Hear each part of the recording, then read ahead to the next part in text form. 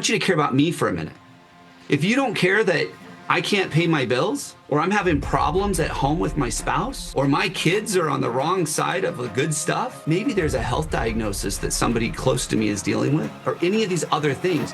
If you don't care that I have to go through this and can truly understand what I'm going through and come alongside and walk me through it, why should I care about being a good value to your company? I can't tell you how many recruits we've gotten, candidates we've gotten that come in and said, I chose you because you are going to show me how to get here. And no other company did that. Ryan, we've had so many talks in the past, both on and off camera, about the blue collar industry, skilled trades industry, but really all industries, you know, and this issue that we're facing today, finding the right people, keeping the right people. And man, you have some really unique views, which is why I wanted you to come on the show again. And I really think, and I don't think, I know that a lot of what you have to say needs to be heard by so many more people, because it's still the same narrative. But if we listen to you, there's hope. If we don't, I'm not so sure. I won't argue with that. I won't argue with that. Yeah, I am so incredibly passionate about what's happening in the trades, and deeply saddened by it as well, because you know, the thing that we're talking a lot about now is this lack or this loss of tribal knowledge that's going to hit everybody really, really hard. And we're not even like, we're talking about it like it's a bullet on a slide somewhere. Yeah. But when these boomers that have been doing this for 30 years and built this industry retire, and we as leaders do nothing to collect and bottle that stuff, we're in for a world of hurt. Like, we can talk about getting kids into the trades. We can talk about how do we recruit rock star employees, but this lack of tribal knowledge. And like I said, we know about it, but nobody's doing anything at scale anyways. They're complaining about it. You know what? The complaints I hear is nobody wants to work anymore. Yeah. Not Billy's going to retire and take all of my good stuff with him. I don't hear that conversation as much. That's true. What are the dangers in that? I mean, what are we looking at by your estimation? I mean, if you had a crystal ball, you know, how do the trades turn out if things keep going the way they're going? Well, the consensus is in the next 5 to 8 years, they used to say 7 to 10, now we're 5 to 8. 40% of people in the trades are retiring. 40%. This is like, if you just look at the industry, this is like what COVID did for the retirees in that. I mean, COVID had 5 million people in the United States retire early. Yeah. That's what we're talking about in the trades. 40%. And here's what I'm finding. While the unions still have apprenticeship programs and are still willing to take in brand new snot-nosed kid out of high school and put tools in their hands and teach them to work, so many smaller contractors or open shops are not willing to do that. They are all fighting for that illustrious, desired unicorn called the 5 to 10 year seasoned tech who's going to do it my way and stay here. And who knows how to do multiple trades, right? And willing to learn new ones. And who has great attitude through the whole thing, you know? Yeah. and they're unicorns. Are they out there? I mean, just like the unicorns in the tech space are out there. But for every one unicorn in the tech space, there's like 30,000 companies that fail. It's crazy numbers. And what I'm seeing is there's this huge gap in the way we're approaching this skilled labor crisis. Now, I'm not calling it a shortage. I want to be really clear on that. I think there are enough people out there that want these jobs, but there's two things that are in the way. The first one is what I'm talking about right now, which is nobody's teaching the next generation how to do this work. They're all waiting for that next, that unicorn to show up. And then the other thing is we still have a reputation issue in the industry. Mom and dad sitting there talking with their friends saying, my kid's not going to be a plumber. My kid's not going to be an iron worker. My kid's not going to be an HVAC tech, because there's a reputation issue in the trades.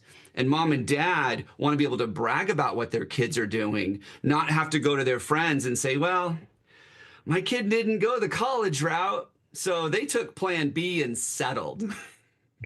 And I already know you and I could soapbox on that for days, Yeah. because it's so not true, but we still have that perception. And I would argue that for most people, perception is reality. So we have a lack of new people coming in because of a reputation issue. We have this overabundance of people leaving, taking all this tribal knowledge.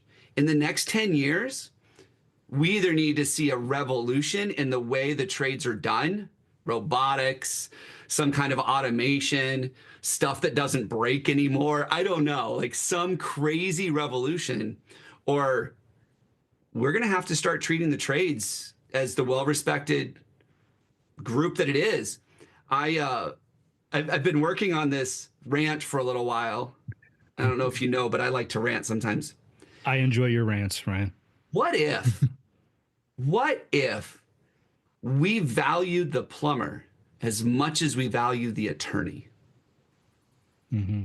What if we valued the plumber as much as we do the doctor? What if we valued the plumber more than we value Amazon, right? Yeah. Like we look at the trades as, especially in the service world, as this necessary evil. And I'm talking about collectively as a society.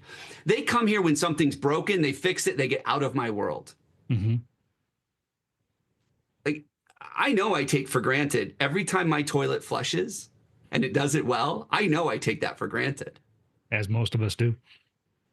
But I'm telling you, until we start getting to the point where we value the trades and we fix this reputation issue, it's gonna get painful for the consumer, for the entrepreneur, for even the commercial projects, the federal projects, like any of the civil work that's being done, it's going to get painful. But we just don't value it anymore. Yeah, and we're going to talk about what painful actually means here in a minute. But what I'm curious about first is this perception that's driven from the parents. Is it? Do you think it's pride, or do you think it's ignorance, or do you think it's a little of both? Oh, we are a proud society, and we are incredibly ignorant about a lot of things. So I'm going to say that it's not a little of both, it's a lot of both. Okay, that's a good answer. You know, so much of what the decisions we make are rooted in pride and ignorance. And don't get me started on that one, but it's both. It's both. Yeah. And the thing is we look at these knowledge jobs, sitting behind a computer all day. Yeah. We look at that as that's desirable. That's what we want to do. But you know what's crazy? These computer jobs are killing us way faster than any job in the trades is killing us. Now, I know in construction, the average age of retirement is 61 years, which is prior to when retirement is federally recognized. Mm-hmm. Because it's brutal work. It beats up your body. But this knowledge work, it's killing us from the inside. Oh yeah. Oh, I even have a whole section in my book about what it does to your body sitting for that long, during the day. And yes, I know we have stand-up desks and stuff like that, but still only a fraction of people actually still use them. Most people sit at their desks all day for at least 8 hours. Yeah. And I don't remember what the statistic is, Ryan, but it was something like sitting for 8 hours a day is worse than smoking a pack of cigarettes a day. I've heard something like that, yeah. Just because of what it does to our circulation, because of what it does to our mobility, because of what it does, the sedentary state to our organs, our mind, and then of course you've got the screen and the blue light in your eyes. I mean, so much. And I think as a society, we're probably becoming a little bit more health conscious when it comes to sitting in front of technology for so long. Hmm. But saying that we're being more health conscious about that, it doesn't seem to do it justice, right? Because of the Yeah. damage that it is doing. Whereas when you compare it to construction or any of the skilled trades work, yes, it's hard on your body, but it's also keeping you moving. And as Yeah. they say, movement is medicine, right? I think about that though too, and gosh, there's so many ways we could go with this, but I think about mental health, Mm, yeah. and I think about what sitting in front of a screen all day is doing to our mental health, especially for our kids. But then I think about the fact that in construction, the suicide rate's 5 times the national average Hmm. because we don't value the trades the way we need to in this industry. I, we could go into diagnosing and figuring out how to solve the problem, but I think the problem is there's a value issue. And when you've got an industry that's dominated by men, and I'm talking like 94 to 98% men, men find their value, their self-worth in what they accomplish in their family, in the things that are working for them, the things that they've worked for. That's where they find their self-worth. And when we diminish them to a set of hands or a tech or someone that just gets in there and cleans up the mess and then leaves, which is how we treat them, now all of a sudden, no wonder we've got some issues. And I think that when you couple that with the pride and the ignorance, people are like, my kid's already got enough challenges. I don't need to put them into an industry that has more, right? Yeah. And again, I think that's perpetuated by the ignorance and the fact that people aren't passionate about the trades Hmm. unless they're in the trades. That's a really good way to put it. One of the things that I like to say, Ryan, and it's succinct and it doesn't work for everybody, but I talk a lot in some of the speeches that I give, presentations and things like that, about how we talk to our kids all the time about what they can do, and one thing is evident is that when you're that young and you have your whole life ahead of you, most of us say, I want to do something to change the world. Mm. I want to do something to change the world, right? Looks different when we're 5 than when we're 15 or even when we're 25. But at the end of the day, that's a lot of people's aspiration, as big as it may be. And my argument is, then why don't we introduce them to the industries that are actually building it?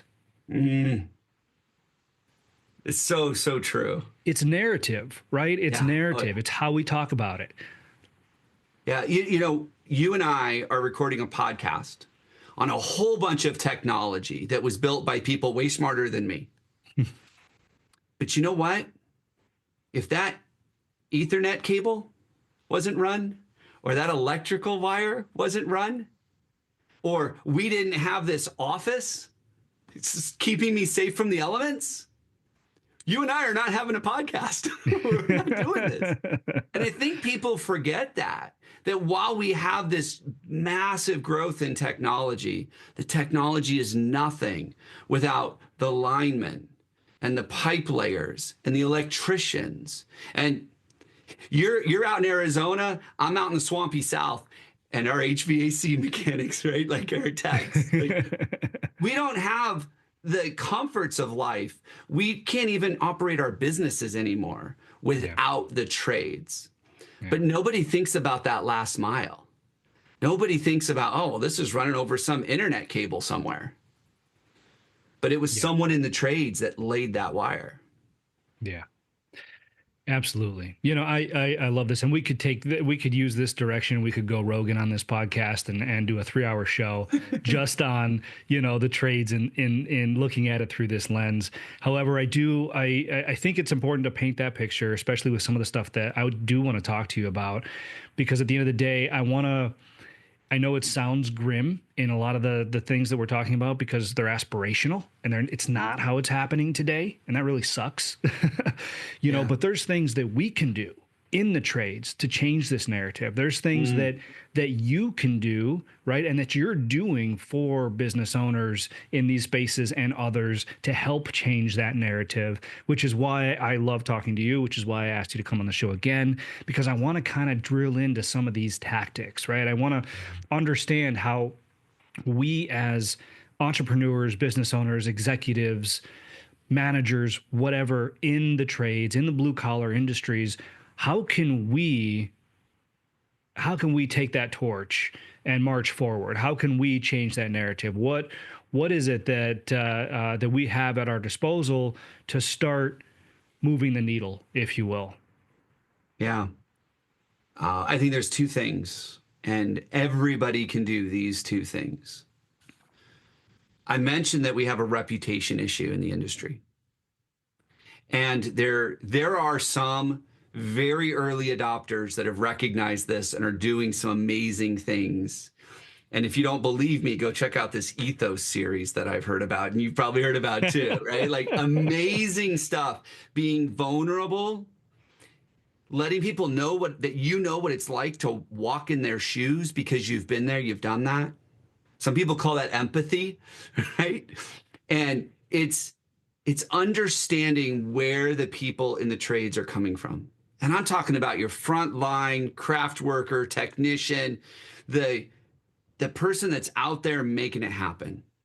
So often as leaders, it's hard for us to come in and say, I get what he's going through. Instead, what we do is we say, you know what? I don't care that he's having problems at home. He's got a job to do. And we've got to let go of that mindset and come around. They used to call it the brotherhood, right? Mm-hmm. And yeah, that term is still used loosely in some areas, but we need to put our arms around people and say, man, I know what it's like to walk where you're walking. Let me help you through it. Yeah. That's one thing we have to do. That will help so many things, because the next part is that reputation. And reputation takes on a bunch of different forms. But if we don't have people in the trades today excited about teaching the next generation, excited about getting online and posting all of the cool stuff they're doing, going home and saying, I love working where I work and I love doing what I do. If we don't have the masses doing that, this whole reputation thing is going to be really hard to fix. And there's a whole bunch of ways to solve reputation, but I'll tell you, if you could just spend time engaging your people and making them happier, it's going to do a lot for the industry's reputation. Yes. Let's get into it, man.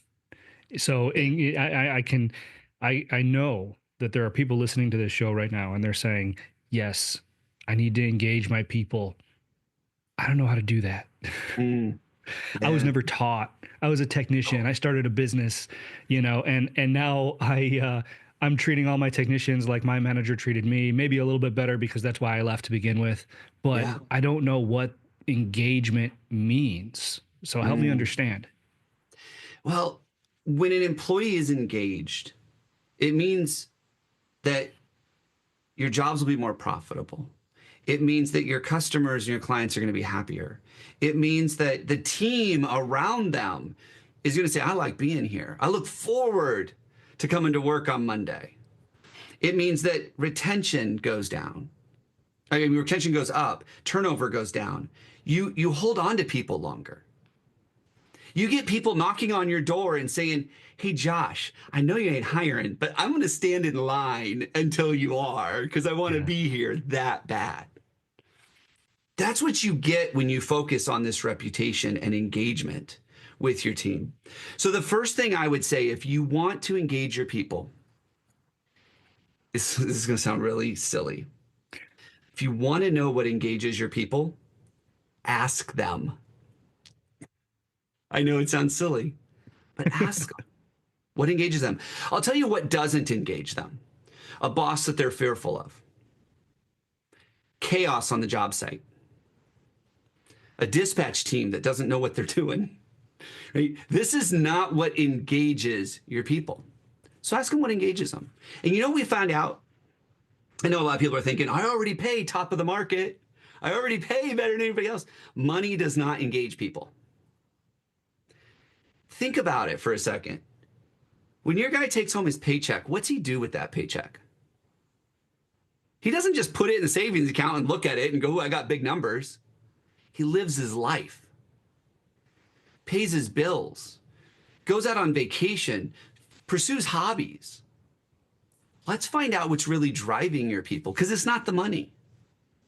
This is what I tell people about money. When you use money as an engagement mechanism or as a retention mechanism, there is a point at which you will be able to bribe your people enough that they'll stay in the crummy job that they have with you. Right? So this is a public service announcement. If you know for a fact that you are paying top of the market in your area and you're still struggling with your people, it's probably because you're not the best company to work for.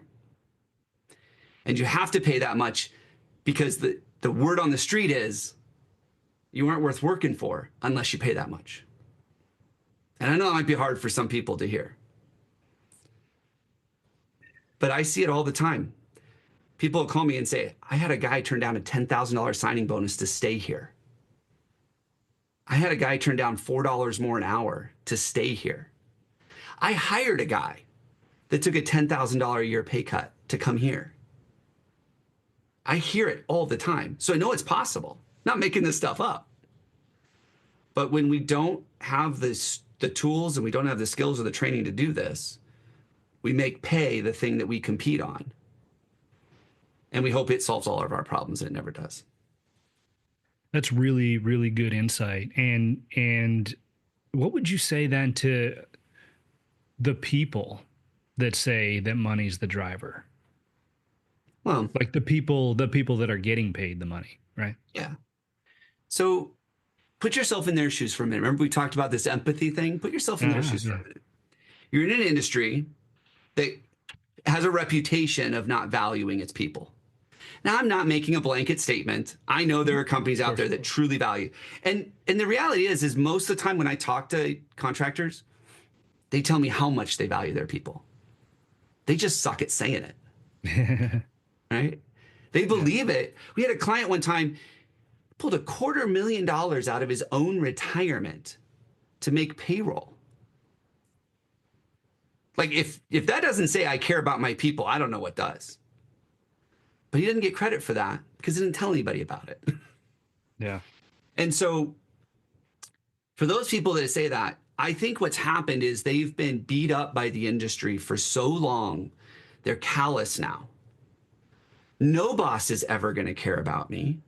No boss is ever going to help me achieve my goals. No boss out there is ever going to care about what I want. So if that's the way it is, then you know what? My fee just went up. Because that's what it costs for me to tolerate that kind of behavior. Mm. Now, here's the thing.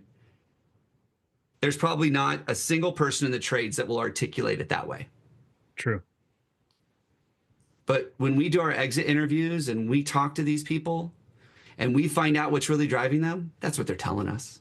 Yeah. I want you to care about me for a minute.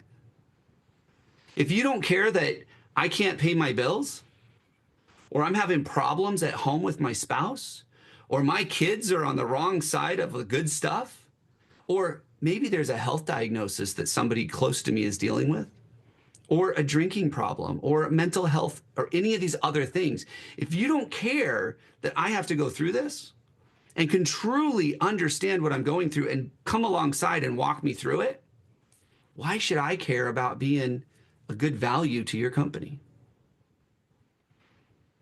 That's really well said. I appreciate that. And I think that's something that a lot of owners in this space need to hear, right? Because they are so focused on everything else and making that business run. And so it might not be, pure negligence. It certainly is not often done out of malice, but it is not thought about in the way that you just said. Mm. And I think it's important. So hope everybody listening, everybody watching, pause, rewind, make sure you're writing this stuff down because this is important, right? And a couple of things on this, and I have done the work personally, with Ryan in my company, right? And so I've seen a before and after effect of a lot of the stuff that he just talked about. He mentioned ethos videos, right? He was talking about the videos that are on the Windy City website right now. That came right from the training that I did with Ryan, being able to position our company in a place of thought leadership, but also implement these elements of empathy, of transparency, and telling a story is really what it boiled down to, right? What is the story of the organization, and why should anybody care that they work here above and beyond what we pay them? Mm. And I will say firsthand that the feedback that I've gotten on those videos, far and away the best feedback I've gotten on any piece of marketing material I put out, customer facing or candidate facing, ever in the 21 years that we've been in business. Mm.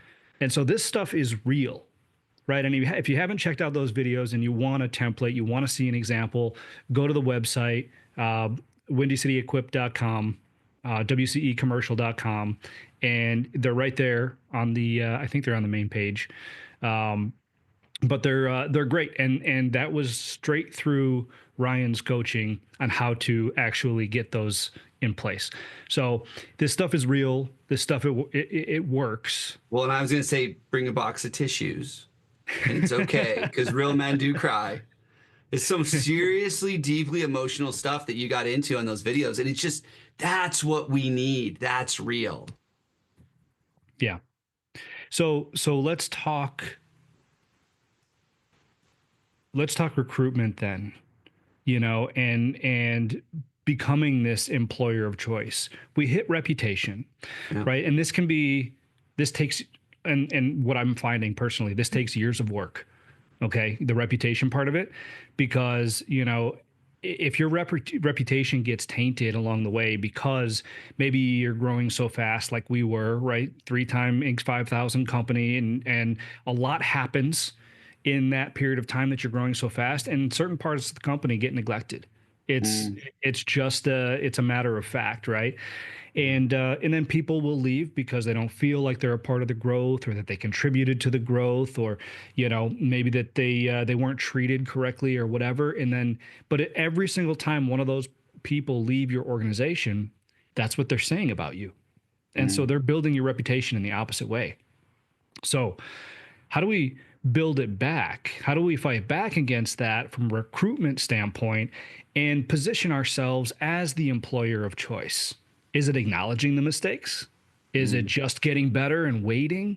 I mean, what do you think about this? I think if you are in the trades right now, you're already starting with a negative score. Because the industry is tarnished. The industry is tarnished. And I'm not talking about inside the industry. I'm talking about the people outside looking in. The industry is tarnished. And you're already starting at a negative. So you got an uphill battle just to get there. So if you have your own personal dings because you didn't make the right decision, or you ended up taking on more business than you can handle, or just life happened, it's going to even be that much harder. But the good news is that people want authenticity. They do not expect you to be perfect. And how do I know that? Because restaurants with a 4.6 rating on Yelp get more views and visitors than those with 5.0. Really? Yeah. Huh. True story. 4.3 to 4.6 on Yelp, that's your target. Because people don't expect you to be perfect. They know you can't make everybody happy all the time. Yeah. And they know that there's a Karen out there somewhere, right? People aren't oblivious. They're not ignorant to what happens in the media or on social media, right? They know about that stuff. Yeah. So that authenticity piece is respond to it. Respond to it. It's not that you have to defend yourself. And I'm never asking you to get into a fight online. Sure. But if someone posts a bad review on Glassdoor or whatever review site you're on, just respond to it in kind and explain to people what happened. People understand people make mistakes. They do not expect you to be perfect, and that's okay. Now, don't use that as an excuse to go do a whole bunch of bad stuff. I know there's someone out there, the wheels are turning. They're like, Disclaimer. yeah, he just gave you a get out of jail free card. No, that's not what I'm saying. But I think that's part of it. But when we talk about employer of choice, we talk about two things. Become the place where people want to work. And then be the place where they want to stay. Mm-hmm. It's that simple. That's the calculation. Mm-hmm. Employer of choice equals they want to work there, they want to stay.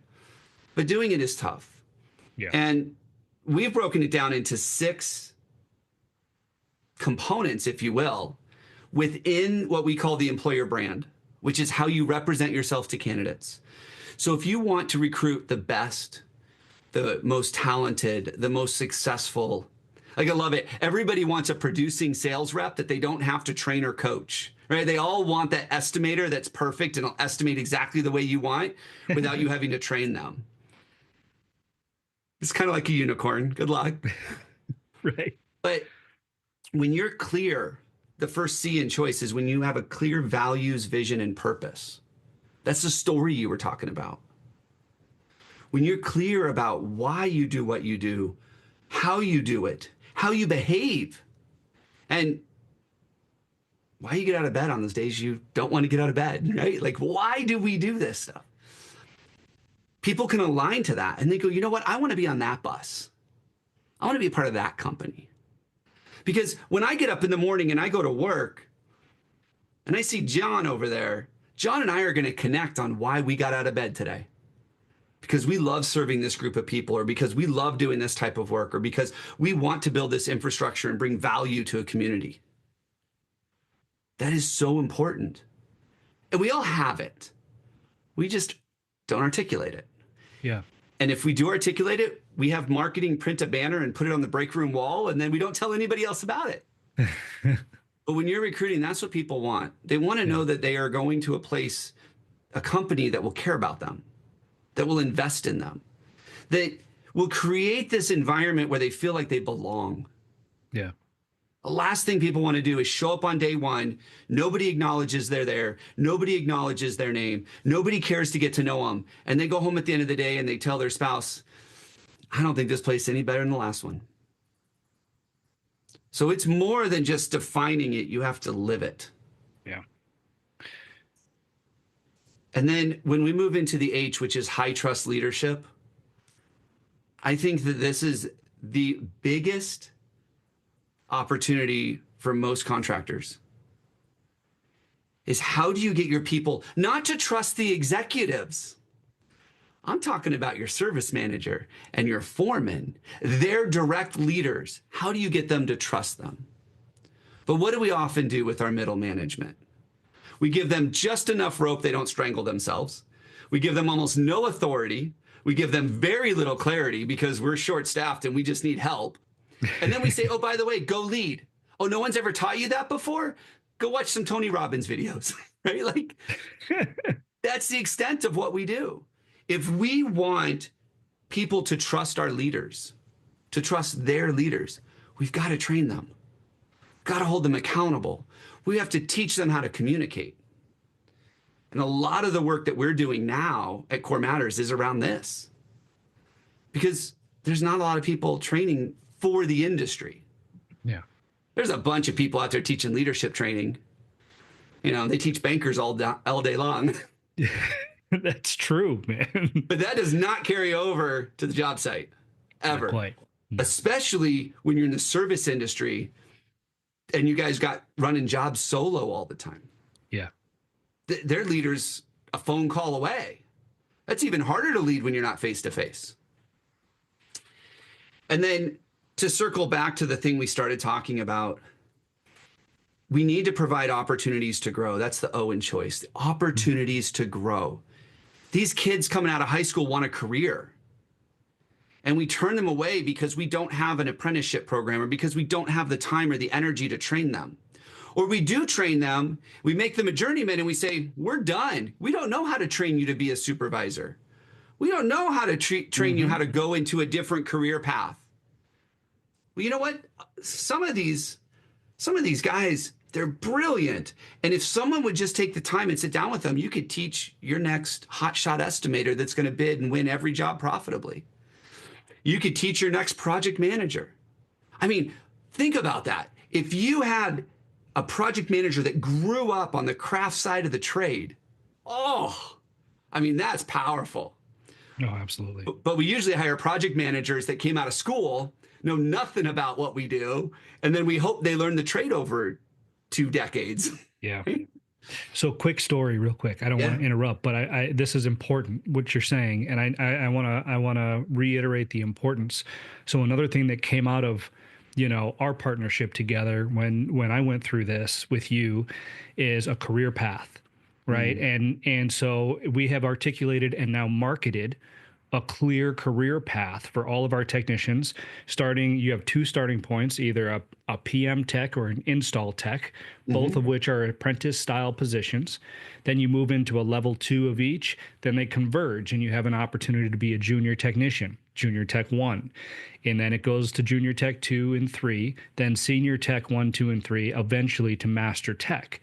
But the beautiful thing is each step shows exactly what you need to learn to be proficient at that position, and then what you need to learn to advance to the next position. And Ryan, the feedback that we've gotten on this has been far and away, I mean, just astronomical what people say. Especially the young kids coming into the industry, right? You talk about changing the narrative and all that. I can't tell you how many recruits we've gotten, candidates we've gotten that come in and said, I chose you because you are going to show me how to get here. And no other company did that. Yeah. No other company has that. And so that speaks to the power of this opportunities to grow. It's been a game changer. And that's Gen Z. They say far and above pay, someone who's going to train me and develop me as a human being, as a craft worker, as a technician, someone who will invest in me. Number one thing I'm looking for in a career. Number one thing. And so you putting that out there is incredible, because so many people stop at well, I got it, but I don't know how to fill it. Yeah. Well, you can't put people in it if nobody knows about it. To be fair, I had it for about 2 years before I did anything with it. So I get that aspect too. I built it and then I was like, I didn't execute on it, but then I did. And once you do, to your point, it's incredible, what it shows people, not only the new people coming into the industry, but the people you already have there that will inevitably fall into one of the categories that you've created. And now all of a sudden they know where they stand. Not only do they know where they stand, but they know how to get to the next level. Clarity inside your organization is it is transformative. When you give your people clarity and they know how to climb that next boulder, or they know even what that boulder is. I mean, how many times do we have people that are amazing people and they come around a corner and the boulder smacks them in the face and they're like, well, I better go find another job. I'm tired of boulders falling in front of me. Yeah. But you gave them that clarity, you gave them that path. I don't want to digress us into college, but I think that's one of the reasons college won over the last couple of decades is they said, here is the plan. Yeah. You come in on day 1 and by year 4, this is what you will be able to do. And this is where you can go. And they disappointed a lot of people and had a horrible graduation rate, but they sold it because they had a plan. There's a lesson in that.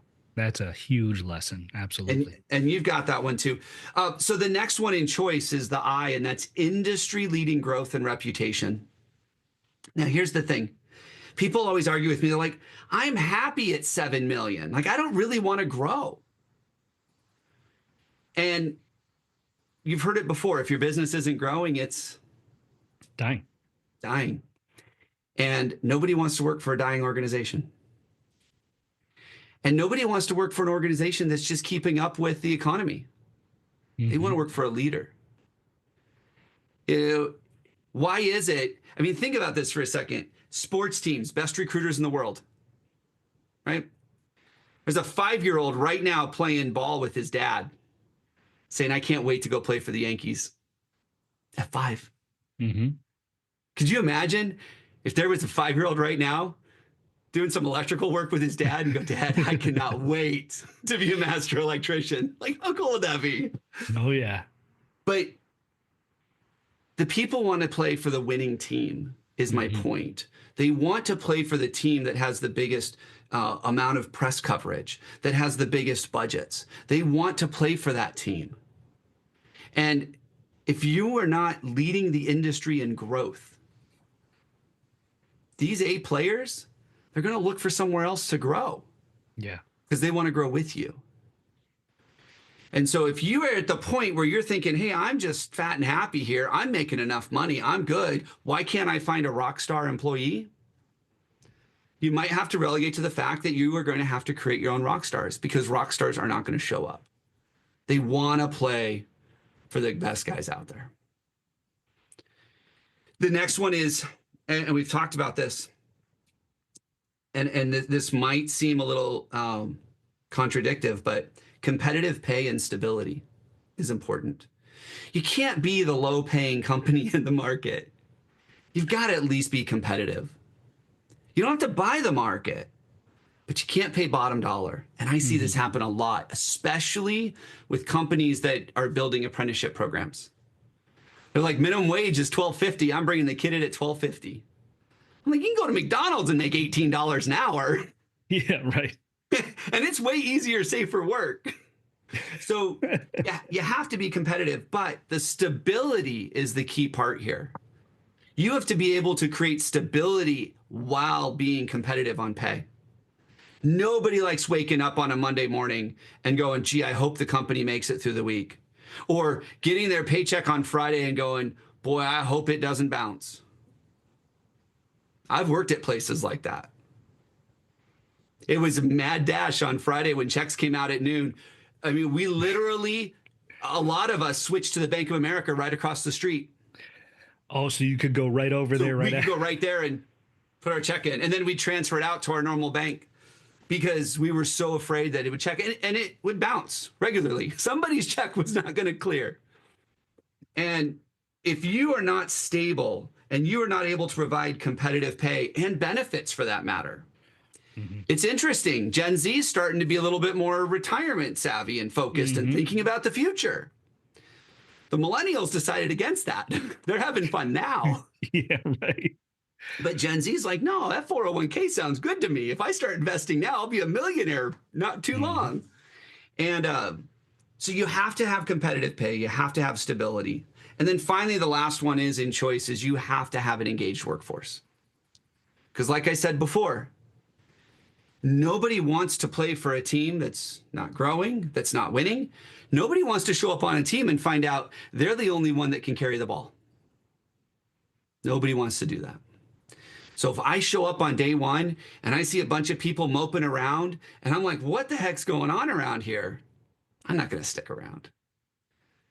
These people have to be like, let me throw my arm around you and come walk with you for a couple of weeks or a month until you got your feet wet and you're feeling good here. That's what we want from our people. Yeah.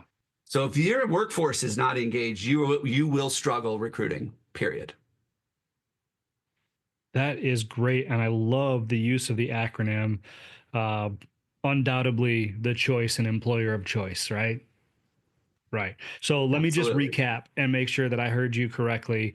And I want to do this for the audience as well. C is clear vision and values. H is high trust leadership. Yep. O is opportunities to grow. I is industry leading growth and reputation. C is competitive pay and stability and benefits. And E is engaged workforce. That is it. That's amazing. And I love that because it's tangible. People can walk away with it. People can write it down. I hope you wrote it down. And if you didn't, go back, write it down because this is important. And it provides a framework, Ryan, which is really, especially the listeners of this show, people who are scaling, they're building business, they're trying to figure it all out on the fly. Right, both in their business and inevitably in their personal lives because of the business, right? Yeah. And so something like this is such an incredible tool right? For them to be able to take away and actually implement. And of course, if you have any if you need any clarification or any further direction on what these things mean, we'll ask Ryan at the end of the episode where people can find them. So make sure you definitely listen to that, and I'm sure he'd be happy to help you. Not trying to put words in your mouth, but I've known you long enough now. You love people and you love helping them. So Yeah, absolutely. that's great. And obviously, we'll probably say this at the end too, but I want to make sure we get it in there. You wrote a book. Is this in your book? This It's not. it's not. Okay, so that's great. Thank you for Yeah. sharing it here. Yeah. If you haven't checked out his book, Hire Better People Faster, right? It is an incredible book packed with just page after page of actionable information on everything that we're talking about here today. I mean, we didn't even scrape the surface talking for almost an hour about all the stuff that you have in that book. And then of course, above and beyond that, you've got core matters and the services that you provide, in a more intimate style, obviously way more in depth, way more, I mean, this stuff could go on for days, right? It is truly transformational. Yeah. Yeah. Choice is something that I've been working on for a while. And I think the biggest thing that I learned in writing a book is that once the book was done, I realized how incomplete so much of the book was. And I was like, I got to write a second book and a third and a fourth. Now I know why some of these people write 17 books, because there's only so much you can put in 250 pages. Right. And, Choice Framework is probably a book of itself, just going through each one of these. I will tell you, though, in the book, Hire Better People Faster, you will find some of these elements. Values, vision, and purpose is in there. Yep. Career path is in there. Reputation is in there. Employer brand is in there. So there are elements of this in there. It's just not articulated this way. Yeah. Yeah. No, that's great. All right, we're going to round the corner. I do have one question for you. Yeah. And it's a question I want you to think about it for a second, because it's another actionable takeaway, right? But I love asking this because of the wildly different answers that I get. But Ryan, if you could share one piece of wisdom or advice that has the potential to transform the way that a small blue collar business owner thinks about success or growth or freedom, fulfillment, recruitment, whatever, what would that advice be? One piece of wisdom. I got the chills just thinking about this, because I still struggle with this today.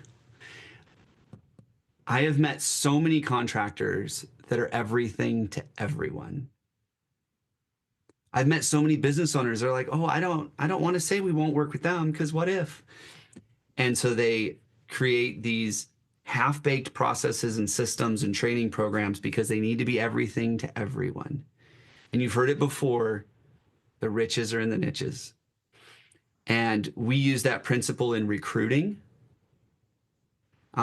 We've had clients that said, you know what? Stay-at-home moms that work remote, that's who I want to recruit. We have companies that say, you know what? I really only want to recruit veterans. We have some people that say, hey, you know what? I really want to recruit people that were in the system, and now they've got a second chance. And when you become so laser focused on a group of people, you can not only create a better message for them, you can get in front of them easier, you can onboard them and communicate with them more effectively, because you're not worrying about being everything to everyone. You can just dial in, laser focus, and meet those people where they're at. And I mean, this principle applies to both the recruiting, the employee, and the customer side of things. I had a HVAC tech in my house, and he came out to do mold inspection for me. My doctor thought I might have mold. And he comes out here, and he's the expert. Like, he knows how to find it and clean it. He's got his UV lights and his HEPA filters that he can put in, all this crazy stuff. And on his way out, he's like, by the way, I do preventative maintenance twice a year. And I'm like, okay, you just lost me, because I thought you were the expert on indoor air quality. And now you're telling me you're a PM guy too? And I actually called him out on it. I go, why don't you just focus on indoor air quality? Not only you have higher premiums, you'll be able to communicate with customers because you know they're sick, right? They're looking for answers. Like your messaging is so much better, and it changes the type of tech that you would hire. Because you can't hire a tech that's just like, I got through 4 jobs today. It's like, Right. no, you're going to go spend 1 day with Susie Homemaker, right? Like that's it. And his response to me was, well, I don't want to turn people away. You can't be everything to everyone. You can't do it in your business. You can't do it with your people. It just doesn't work. And the smaller you make that target market, I met a guy one time. He was a marketing guy. I go, what's your market? He goes, there's 373 accounting firms in North America that are my market. He goes, I know all of them by name. Could you imagine? And he's like, and I only need 15 or 20 of them a year as clients. Could you imagine? Like you're laser focused. And I think that's what I think all small and medium-sized businesses need to be thinking about. I love that. Great answer. Thank you so much. Thanks. Ryan, where can people find you? How can people learn more either about your book or your program or your business or you? Yeah. I am on LinkedIn. I'm very active there. And that's where I first saw the Ethos videos. Amazing. Yes, shout out to Josh for those. Go check them out. But the LinkedIn is a great place. I've also got my own podcast, Titans of the Trades, where we interview people that are in the trades and or serving the trades. It's a lot of fun. Just celebrated episode 100, where I do a deep dive into choice as well. And then my website, corematters.com. You can learn all about our process, how we can best serve you, the way our program works. And one thing I've learned about, and you brought it up right at the beginning, most of the people we talk to, they grew up in the trade, started their own company, and woke up 10 years later and go, I got 400 people now. What do I do? Right? Yeah. Or some variation of that story. And so what we found a long time ago was I need to teach people how to fish, which is what we do. We train them to fish. But I realized a long time ago that I don't need to teach them how to pick their own gear. I don't need to teach them how to figure out what kind of fish is best or where to go fishing. So we have a lot of tools and processes where we just say, this is best practice. And it's almost turnkey on some of the stuff that we do. And we have a lot of that for free on our website too. So spend some time there and check it out. Awesome. Well, Ryan, it's always a pleasure. Thank you so much for coming on the show again and sharing your wisdom with me and our audience. I always get just a ton of great information whenever I talk to you, man. Thank you so much. All right, but until next time, okay? Thanks for listening to the Blue is the New White podcast. Be sure to subscribe to get the latest episodes. For more, please follow at Josh Zolin on LinkedIn, Twitter, and Instagram. Or visit us at blueisthenewwhite.com, where we create success, not debt, and build blue-collar heroes.